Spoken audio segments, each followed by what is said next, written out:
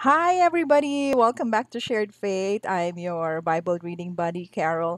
Today is day 20 of our Read With Me series. Genesis 45 na po tayo ngayon. Tuloy-tuloy lang atin pong binabasa ang book of Genesis, and the story is still about Joseph and his brothers and about the famine in Egypt. Ang daming mga kaganapan, ang sarap lang niyang basahin. Marami tayong natututunan.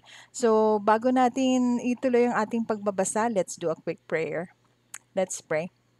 Hallelujah, God. Thank you, Jesus. Hallelujah, Lord. We praise you, God. We thank you, Father. Lord, this is the day that you have made. We will rejoice and be glad in it. Father God, we come in Jesus' name, Lord. Tinataas po namin ang aming oras ng pagbabasa sa araw na to. Lord, patawarin niyo po kami sa aming mga kasalanan, O Diyos. Ano man ang mga nagawa namin, Lord, intentionally, unintentionally, meron man po kaming mga nasaktang tao, O Diyos. Humihingi po kami ng patawad sa inyong harapan. Dalangin po namin, Lord Jesus, cleanse our hearts from all unrighteousness. And we pray, Lord, na kung ano man ang aming matututunan sa inyong salita ngayong araw na to, ay maisapamuhay po namin. Guide us, Lord Holy Spirit, as we read the word today.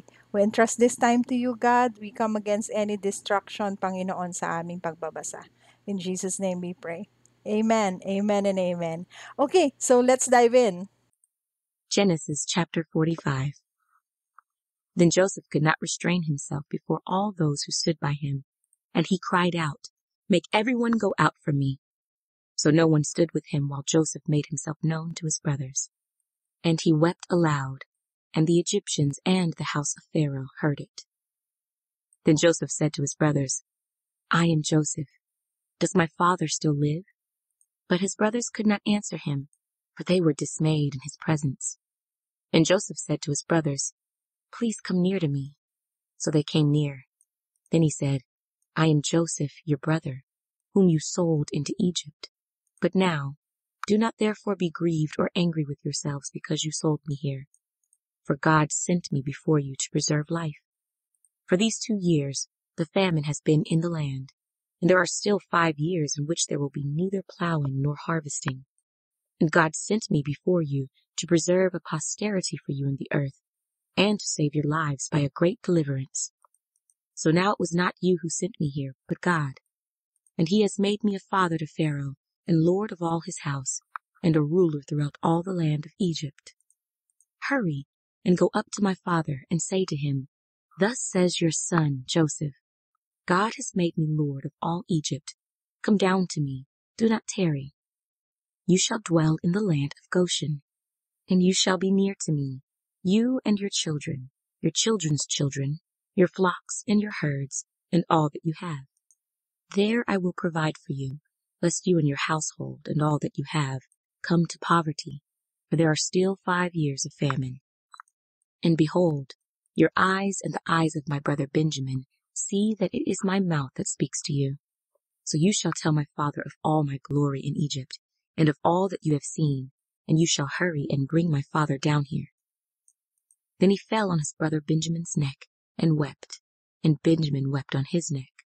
Moreover, he kissed all his brothers and wept over them, and after that his brothers talked with him. Now the report of it was heard in Pharaoh's house, saying, "Joseph's brothers have come." So it pleased Pharaoh and his servants well. Okay, so observation muna tayo dito sa binasa natin. So here we would see that the truth can never really be hidden, right? Especially when it's meant to bring healing and benefit to many. Hindi na kinaya ni Joseph. Kumbaga lumabas na yung kanyang true feelings. And I believe God allowed it. The Lord allowed it to happen. Love abounds. In Joseph's story, love and forgiveness prevailed over bitterness and revenge. This is by revealing his identity. What a beautiful story. Okay, let's proceed. And Pharaoh said to Joseph, "Say to your brothers, do this, load your animals and depart. Go to the land of Canaan. Bring your father and your households and come to me. I will give you the best of the land of Egypt, and you will eat the fat of the land. Now you are commanded, do this. Take carts out of the land of Egypt for your little ones and your wives. Bring your father and come. Also do not be concerned about your goods, for the best of all the land of Egypt is yours. Then the sons of Israel did so, and Joseph gave them carts, according to the command of Pharaoh, and he gave them provisions for the journey. He gave to all of them, to each man, changes of garments. But to Benjamin he gave 300 pieces of silver and 5 changes of garments. And he sent to his father these things: 10 donkeys loaded with the good things of Egypt, and 10 female donkeys loaded with grain, bread, and food for his father for the journey. So he sent his brothers away, and they departed. And he said to them, See that you do not become troubled along the way. Then they went up out of Egypt, and came to the land of Canaan to Jacob their father. And they told him, saying, Joseph is still alive, and he is governor over all the land of Egypt. And Jacob's heart stood still, because he did not believe them. But when they told him all the words which Joseph had said to them, and when he saw the carts which Joseph had sent to carry him, the spirit of Jacob their father revived. Then Israel said, It is enough. Joseph, my son, is still alive.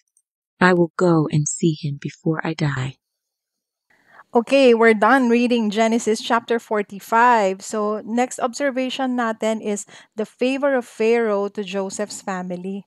We would see that the powerful hand of God is moving. How he can move even the hearts of kings to bless his people, right? Despite being foreigners in Egypt, Joseph's family was given the best of the land, all because God's favor was upon them. And this reminded me of the verse here in Proverbs 21, verse 1. The king's heart is in the hand of the Lord. He directs it like a watercourse wherever he pleases. Makikita natin dito, iba talaga kumilos ang Panginoon. There's no higher authority than the Lord. Talagang God is supreme. The hearts of kings, kaya niya yan. Walang problema dyan. Kahit sino pang nakaposisyon, basta favor tayo ng Panginoon, mga anak niya tayo, His favor is upon us. Okay, so that's our observation. Let's now proceed to application. For our application, this is number 1. Let's let go of all bitterness and let love abound. You know, God calls us to release the pain. Not because the offense was small, hindi dahil maliit lang yon, hindi eh. But because His love is greater talaga. When we let go of resentment, we make room for healing, restoration, and peace, not just in others but in ourselves. Alam natin yan lahat. Forgiveness is not for the other person, it's for ourselves talaga. Kasi hanggat bit-bit mo yung galit, yung inis, yung, yung puot sa puso mo, ang hirap. Parang ang hirap kumilos. Lahat ng pananaw mo, the way you think, the way you speak, lalabas siya talaga eh. The Bible says that out of the overflow of the heart, the mouth speaks. So kung bitterness yung nasa puso natin, bitterness din ang lalabas sa bibig natin. So let us, let us let go of all bitterness and let love abound sa ating puso. It's not that easy, but as God gives us the grace and God heals us, walang imposible sa Panginoon. Maging open lang talaga tayo sa restoration and peace. Okay, so here in Ephesians 4:31 to 32, ito yon, get rid of all bitterness, rage and anger, brawling and slander, along with every form of malice. Be kind and compassionate to one another, forgiving each other just as in Christ God forgave you. Kasi ang tao may kanya-kanyang kahinaan, from time to time nagkakamali. Minsan may nasasabi tayo na hindi naman natin sinasadya, kaya lang nga nasabi na natin. But, we should ask for forgiveness also. At meron din naman minsan mga nasabi yung tao sa atin na hindi naman din siguro nila sinasadya o maaaring sinasadya din nila kasi yun naman din yung nasa puso nila. But we really have to get rid of all bitterness. Let's pray for ourselves and let's pray for others as well para ma-heal yung ating mga puso. Okay, and another application, trusting God even in a foreign land or under a foreign master. Kasi nakita naman natin yung favor, di ba? Yung favor ni Pharaoh. So, ang galing lang. God's presence is not limited by geography or circumstance. Ang pangako ng Panginoon sa atin, I will never leave you nor forsake you. Kung kahit nasaan tayo, basta kasama natin ang Panginoon, His favor is upon us. Okay, so we're done with our application. Let's proceed to prayer. Okay, pray muna tayo. Hallelujah, God. Thank you, Jesus. Heavenly Father, maraming salamat pong muli, Panginoon, for the reading of your word today. Lord, we're opening our hearts, Lord, sa amin pong mga learnings, O God. Father, we ask for forgiveness. Kung meron man po kami mga taong nasaktan, O Diyos, patawarin niyo po kami. And we also let go, O God, of all bitterness and resentment, Lord, in our hearts. Lord, kung minsan napakahirap magpatawad, Panginoon, but we ask for your mercy, Jesus. We pray, Lord, that you would help us to love like you. Lord, heal our hearts. Holy Spirit, heal the hearts of my brothers and sisters, Lord. Sa mga nakikinig, Panginoon, sa mga oras na to, O Diyos, maaaring napakagrabe talaga ng nagawa sa kanila, O Lord, ng isang tao, napakasakit ng mga sinabing salita. But I just come against all those words, Panginoon, na nasabi sa aking mga kapatid, O Diyos, to my brothers and sisters in Christ, O God, na up until now, patuloy na ipinaaalala sa kanila ng kaaway, Lord. I come against that. I rebuke that. I say and command to delete that in their minds in Jesus' name. Lord, dalangin ko, O Lord, na lahat po kami, Lord God, ay lumakad, O Diyos, ng walang anumang resentment or bitterness in our hearts, O God, just as you've designed us, O Lord.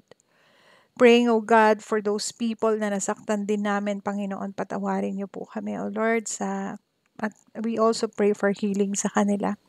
And praying, O God, that love would abound, especially, Lord, sa mga pamilya, O Diyos. Praying, Lord God, we're also lifting unto you up, O God, yung favor mo, Lord, sa mga kapatid ko na maaring wala dito sa Pilipinas, na sa ibang lugar. Lord, I know that your hand is upon them as well, God, that your favor is upon them, Lord, that you will take care of them, you will not leave them, you will not forsake them. And I speak favor upon favor, O God, sa bawat isa, O Diyos, na nakikinig, Lord God, na naka-tune in ngayon, Panginoon, sa video na ito. God, I know that it's not an accident that they are here at this time and they're hearing all these words and prayers, O Lord God, and all this learning, Panginoon. Alam ko, O Diyos, na may tamang appointed time po kayo, O Diyos, sa bawat isa. At naniniwala ko, Lord, na ito na po yung appointed time ninyo para mahilang mga puso nila. Salamat, Lord, that you're always very patient to us, God, and that you're very, very loving, Lord. Maraming salamat, Jesus. Thank you for dying on the cross for our sins, Jesus. And again, God, we just ask and pray, Lord, that you would give us, oh God, the grace to love the unlovable, oh God, to love those people na nakasakit sa amin, to love, oh Lord God, yung mga tao na minsan ang hirap talagang mahalin. But nothing is impossible with you, God. You turn the hearts of kings, Lord. You can even turn our hearts, Lord God, to follow you. Direct our course, Lord Holy Spirit. Lead us unto the path where we should go, O God. And let our lives, Lord God, be a pleasing aroma, Lord, sa inyong harapan. Gawin namin ng tama, O Diyos, at aya-aya para sa inyo. Salamat po, Ama. This we ask and pray in Jesus' precious name. Amen, amen, and amen. Oh gosh, ang ganda naman ng prayer. Lord, salamat ulit sa araw na to at salamat din sa inyo mga kapatid ko na kayo ay nandito. Balik kayo bukas. Let's continue to do this Bible reading every day. And do share this video. Give a thumbs up, a like, or if you have a comment, you can write your comments below. You can also write prayer requests kung may mga prayer requests kayo, and I promise to pray about it. Maraming salamat again. Take care. God bless you all. See you tomorrow. Bye.